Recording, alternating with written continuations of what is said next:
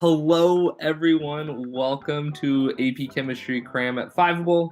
I'm Wes Winter. Been here for a little while, just a little bit. Without further ado, let's go ahead and get started here. Today, like I said, we're going to be talking about acids and bases, one of the coolest units to kind of jump into with, a full crew of students. Do your best to kind of keep interacting with each other. One of my favorite ways to actually learn chemistry in the past was to actually help my fellow students.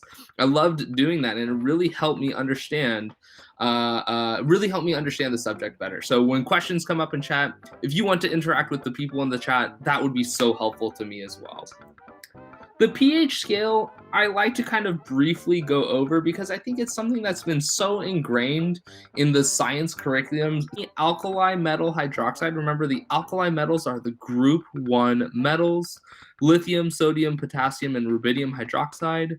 Calcium, strontium, and barium hydroxide are also considered to be strong bases because they increase the pH to a significant level.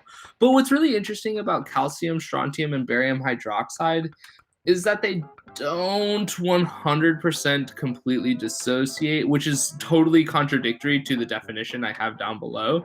But remember, how can we measure solubility? With the KSP. We talked about the KSP in our last stream as well. Really just kind of be aware of the situation where if they talk about calcium hydroxide in the acid-base sense, you're going to be considering it to be a strong base. When they talk about calcium hydroxide in the salt sense, in the ionic compound sense, the College Board will provide you with the KSP value, and that's an extremely big hint that, calcium hydroxide is going to be not super soluble in water. With that being said, though, every single thing on this list and this list will strongly dissociate or completely dissociate or completely ionize, and everything on both of these lists are going to be strong electrolytes. Last but not least, molecular bases are considered to be weak bases and do not completely ionize. Remember, molecular bases are going to be things that contain nitrogen. Nitrogen is really good at accepting protons. Molecular nitrogens are really good at accepting the protons. Going on. So I want to remind everyone that in Discord, me and Dahlia are there, and we'll be answering your questions to the best of our ability.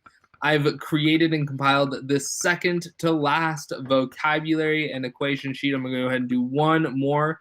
I'm really, really excited that we had the opportunity to check this out.